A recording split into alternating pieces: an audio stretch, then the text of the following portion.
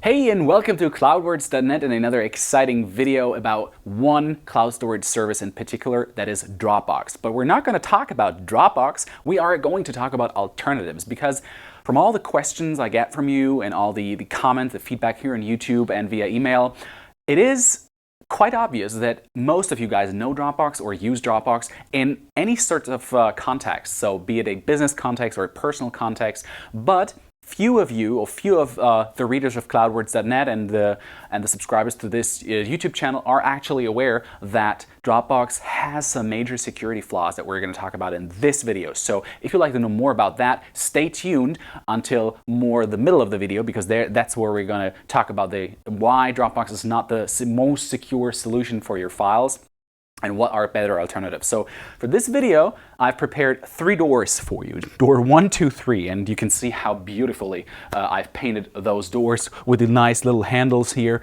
So in door number 1 is you actually keep Dropbox, but you sign up for a service that encrypts your files locally before sending it to the cloud, and Boxcryptor, for example, would be an alternative, but we're going to dive deeper into those apps later in the video where I show you exactly how they work and how you set them up.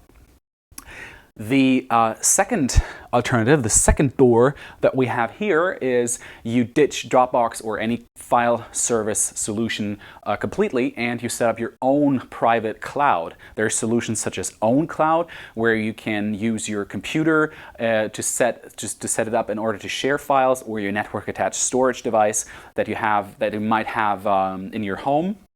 And door number 3 would be you also ditch Dropbox completely, but you sign up for a different cloud storage service that has already certain security elements implemented, such as the local encryption. Now, the door number 3 might be the easiest way for people who don't want to think a lot about their files. They just want things to work, and they don't want to think about encryption.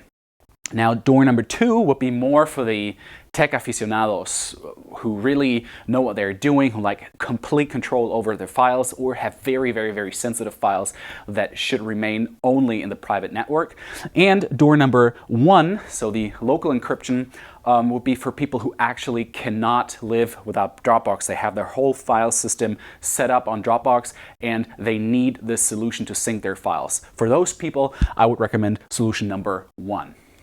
So why do we need to consider security or Dropbox alternatives in the first place? Now, in order to understand that, we need to look at the process at how Dropbox actually syncs or transfers our files to the cloud. Now, suppose you have very important files on your computer, and you want to send those files to Dropbox in order to access them on any device, basically. Now, your files are transferred via a secure SSL internet connection to Dropbox's or any other cloud storage's servers.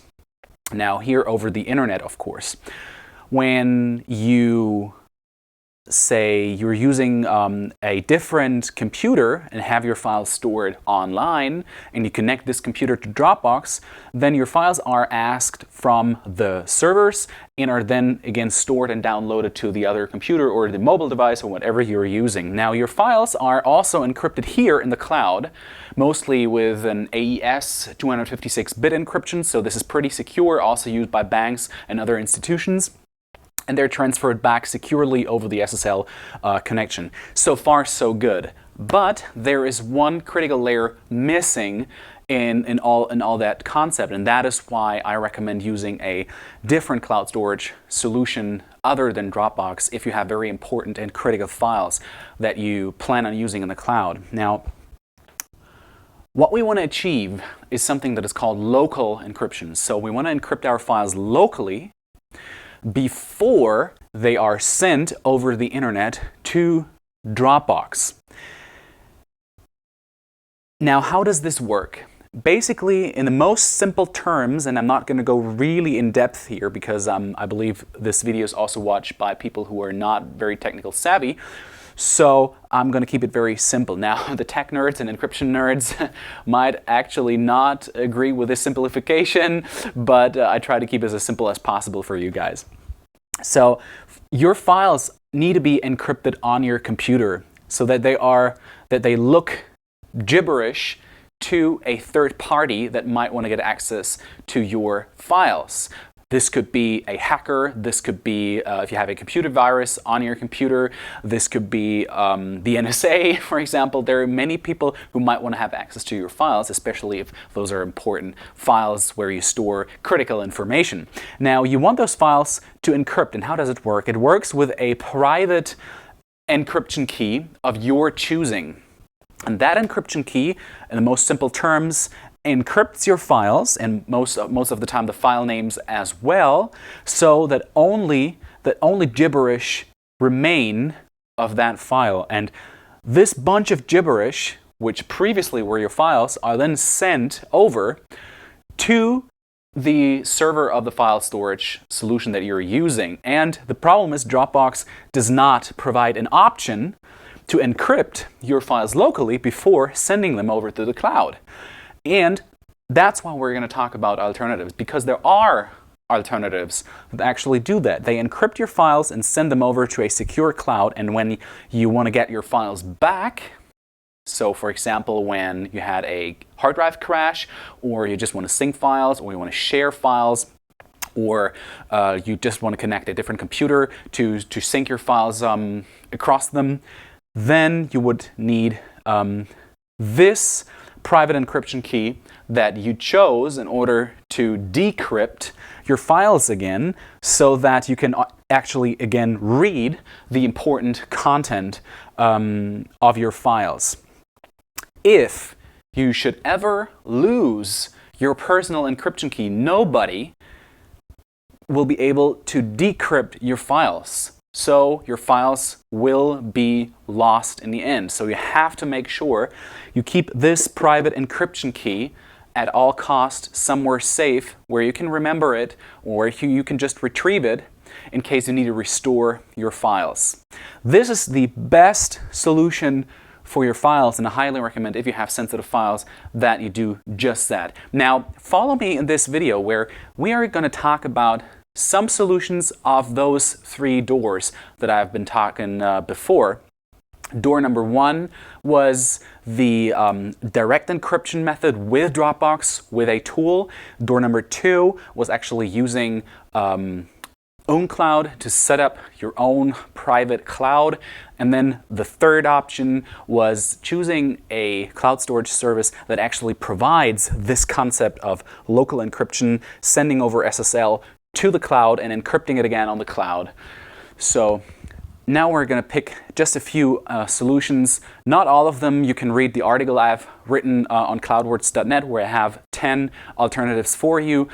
And in this video, we're going to cover just a few of them to give you an idea what is actually possible. So, hey guys, welcome back. And now we are going to have a look at the practical part of this video. You can find all the information, all the tools I talk about in the article on cloudwords.net. I'm going to put this into the description box below this video, and there you can follow up if you like to check out one of the tools I mentioned. And this is a table of contents of the article, and we're just going to pick a couple of the tools here, and I'm going to explain how they work and why they may be an option for you for a better and more secure Dropbox. Now, as you remembered, I talked about the three doors, and for the first door, where I suppose you still want to keep Dropbox, I am going to talk about Boxcryptor, where you just encrypt the files that are in your Dropbox, and only if you have Boxcryptor enabled and typed in your password, you can open that file. Of course, this will make it impossible, or at least very hard, to share files with friends and family without them having to install the same version of Boxcryptor. So you have to be aware that there are a couple of issues that come with using such services, but they add an additional layer of security to your files. So let's have a look at how Boxcryptor actually works. Now, basically what you do with Boxcryptor is you can select a location where your Dropbox folder resides. Of course, it doesn't have to be a Dropbox folder, but for the sake of this argument, we're going to suppose that we're talking about Dropbox. So you select the Dropbox folder, and then you can select files that should be encrypted. So on the left side, I have the plain unencrypted Dropbox files that I'd like to encrypt. And here on the right, I have the box cryptor version of the file. So now when I go into this document, for example, and if I just open it, I can just see clearly the contents of this document. But let's say I want to encrypt it. Now what I do is I think you cannot see it here in the screen. I go to Services and I say Encrypt with Box Cryptor. And then we see what it does. You can see that the file gets encrypted and you can only read gibberish here, and it is identified by the .bc encryption, the .bc file ending. Now, if you have Box Cryptor switched off and you try to view the file, obviously it doesn't work anymore and nobody can see your file.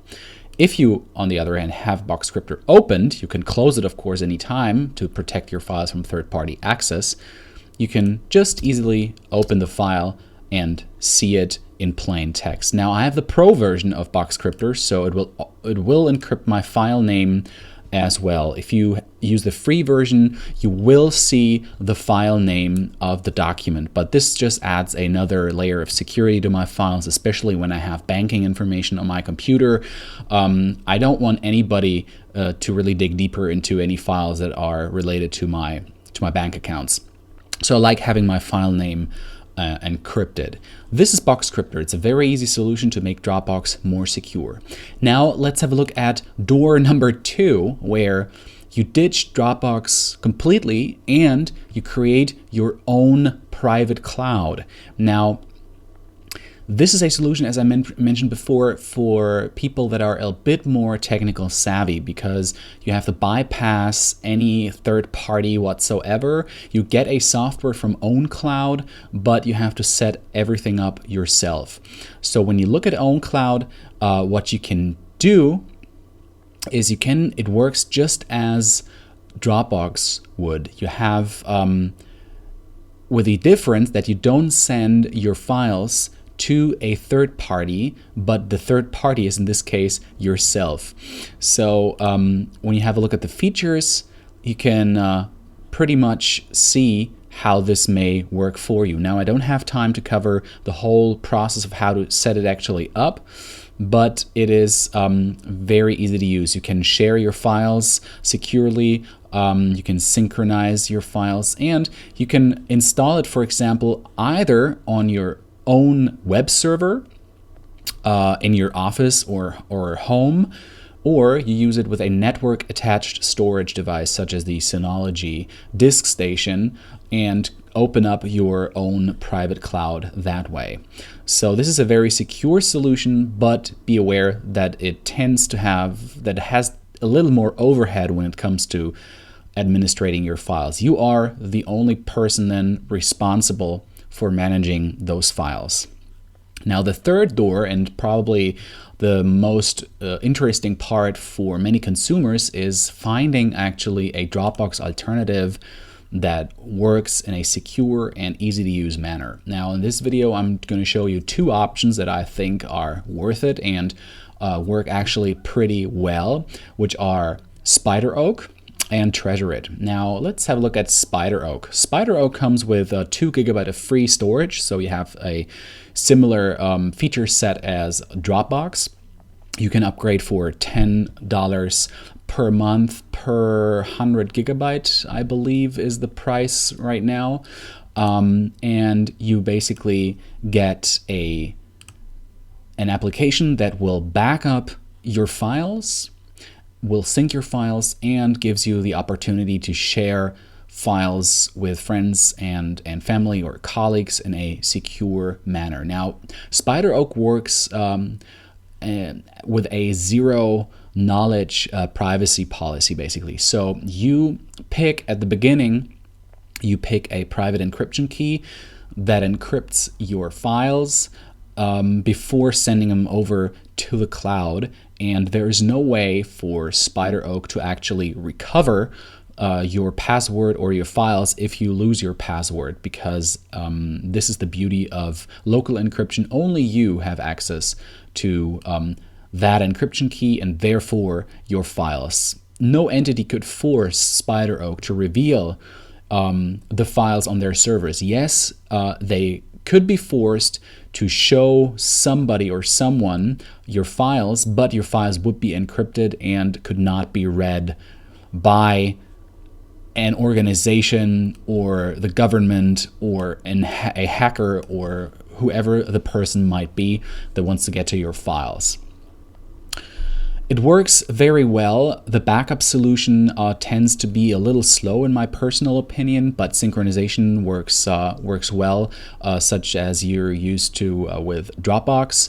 And the layout or the overall usability of SpyderOak can be a little bit overwhelming, but I think if you get used to the different tabs and what they do and how you can sync and back up your files, then you are going to be fine. Now, let's have a look at the second and last solution I want to present here in this video, which is Tresorit. So let's just open it up quickly. Applications, Tresorit. So Tresorit provides a two-factor authentication if you like to enable it. I haven't enabled it right now, but you could do that. And Tresorit works in the same way as Dropbox would. You get basically a folder here in your system, which are called treasures. And those treasures obviously contain files. And you can share those files or send people encrypted file links to those files so that they can download them with ease. So for example, if I wanted to, let's say I want to send this file, I could say, hey, get the encrypted link. Then the link of that file is copied to your clipboard, and now you could send this file over via email to somebody else, and then it could be opened. For example, now I'm here in a new browser. It could be then opened, and you could start the download the file. And you can of course invite people to these secure treasures, and then manage those treasures and access rights. So you are the owner, you have the rights to view, edit, and share the folder. Now, if you invite a manager, that person will have the same usage rights as you, with the exception that the person cannot delete the folder. And Tresorit also works with a zero knowledge privacy policy. So if you lose your personal key, which encrypts your files, then you cannot enter your treasure again, and that's obviously a problem, because you want to enter your files, and you want to add more files and sync your files across multiple devices. And if you lose it, well, bad luck, you cannot get it back. Of course, you have some more preferences. You could set a proxy for even more security, or limit the bandwidth rate Tresorit uses. I find the interface and the overall use of this software pretty intuitive, a lot easier than SpyderOak. Now, the pricing is quite similar to SpyderOak. You will get a free 10 GB of storage space. If you want to remain a personal private user, and you get simple sharing features and access from anywhere. Now, if you are a business user, you get actually 1 terabyte of storage for €20 per month per user, but you have advanced collaboration features where you have more fine-grained control over who gets access to what. And also, what I find very interesting is an unlimited version history. So whoever messes up in your team, for example, oversaves a file, and you can always go back in time and retrieve a file version that was the correct one before it was saved accidentally. So these are two solutions that you could try out if you want to check out more Dropbox alternatives.